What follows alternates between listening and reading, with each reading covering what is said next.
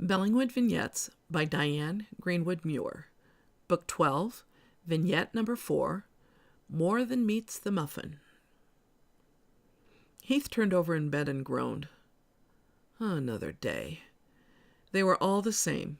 He got up, rode the bus to school, spent the day knowing that he'd get harassed by somebody, rode the bus back to Bellingwood, scooped crap out of the horse stalls, did homework, and went to bed so he could start all over the next day.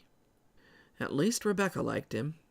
Everybody else either hated him or tiptoed around him, afraid he was going to turn into a monster or fall apart. Hayden told him that he needed to suck it up, because at least he was safe. Polly and Henry tried to be nice to him, which was better than his aunt and uncle.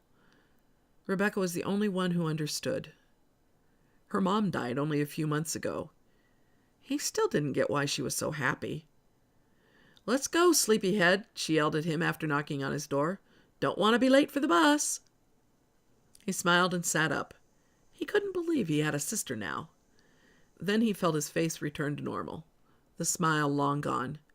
She wasn't really his sister, and if she knew all of the things that he had done when he was with Lad and Abby and Andy, she wouldn't like him. Bile rose in his throat. Abby was dead. Lad would have killed them all if he thought they were going to tell on him. At least the cops caught him before he hurt anybody else. Heath pushed the sleeve of his pajamas back and looked at the scar on his forearm. That was from the night they broke into the old shoe store the first time. Lad made him punch through the glass. It bled all over the place. He'd wrapped it up with rags they'd found in the store, but it didn't heal for a long time. He couldn't tell his aunt about it. She would have poured alcohol on it while he stood there trying not to cry. He'd stolen her antibiotic cream and ripped up old t-shirts for bandages. He still wore long sleeves so no one would see the scar. Even Polly hadn't seen it yet. "Move it, you bum!" Rebecca yelled again. She rapped on the door. "Polly made breakfast. You don't want to miss this." "Coming." He grabbed jeans up from the floor and shook them out. They'd be fine today, but he took a fresh t-shirt out of his dresser. Polly caught him every time he tried to wear one a second day. He hadn't had this many clothes since... He couldn't think about that. Every time he thought about his parents, he had a hard time coming back to the real world. He missed them so much.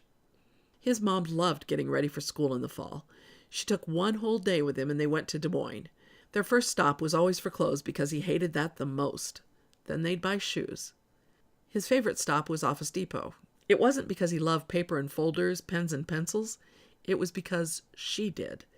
He smiled and brushed away a tear when he thought about that. The last time they went, she'd grabbed his hand and tried to skip with him through the front door. He was too old for that, but deep down inside, he wished he'd just done it. She was so happy. Heath lifted a stack of t-shirts and touched the blue spiral notebook he'd managed to keep hidden from his aunt. His mom had written a note in the middle of it, assuming that he'd find it one day when he was working on an assignment. She'd drawn a big smiley face and put curly hair on it. Then she drew a bubble with the words, "I love you, Heath. Always do your best. It's what you are meant to be.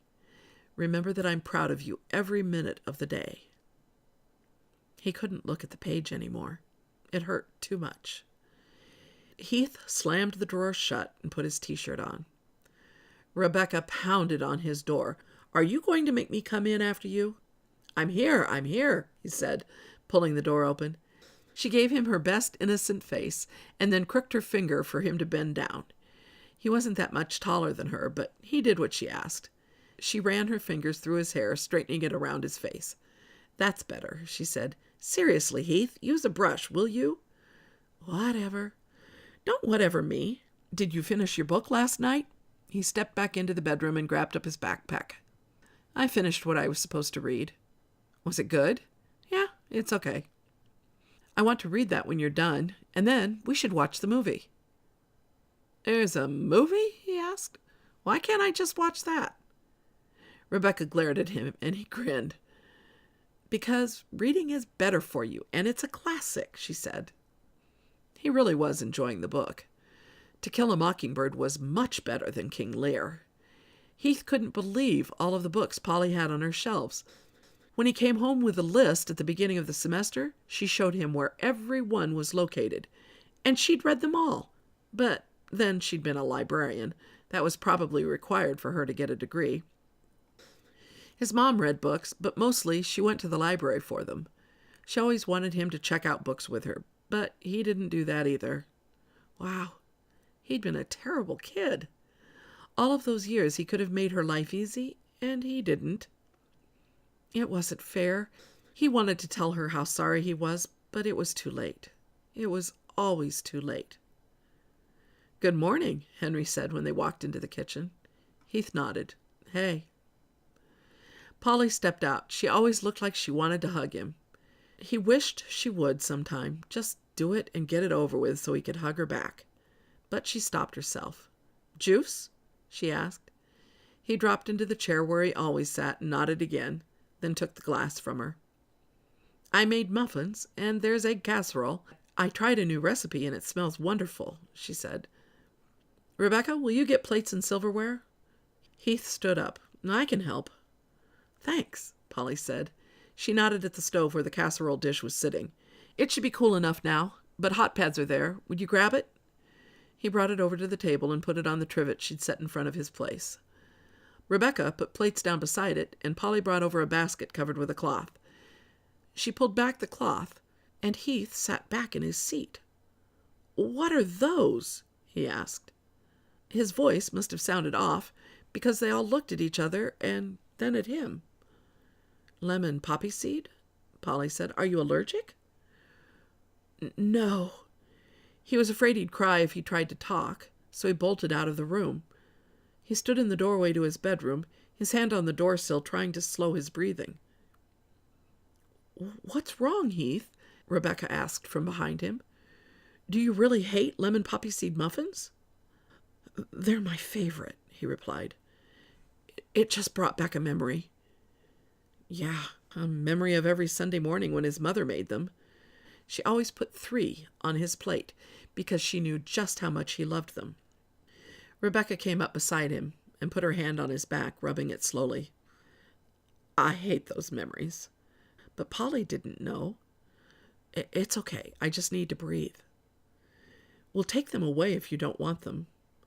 No, I love them. Just give me a minute. I'll be back." "Are you sure?" Yeah. Tell Polly I'm fine. I'll be right there." "Do you want to talk about this?" He shook his head. "Not now. Go on. I'll be there in a minute." "It's okay to be normal. I cry a lot when I think about my mom.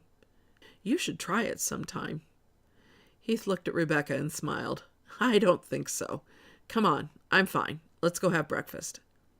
"I'm not kidding. You should cry." Maybe sometime I'll let you hit me in the gut, and then I'll cry because you're so strong and you really hurt me." Rebecca swatted at him. "Now you're just being silly." She pushed him back into the dining room. Polly and Henry were still sitting in their same places. He could tell they'd been talking about him because they stopped in the middle of a sentence. They both looked at him when he walked in. "Sorry," he said. "I'm fine." "Are you sure?" Polly asked. "What did I do?" He sat back down in his seat, and he took a muffin, split it open, and breathed in the scent. It threatened to overwhelm him again, but he choked back the tears. "They're his favorite," Rebecca said. "I bet he hasn't had them in years." Polly reached over and touched his arm. "Someday you'll have to tell me some other things that are your favorites. You know I love to cook." Heath nodded and took a bite of the muffin. It was perfect. Rebecca put 2 more on his plate and winked at him. "You have a few years of these to make up for."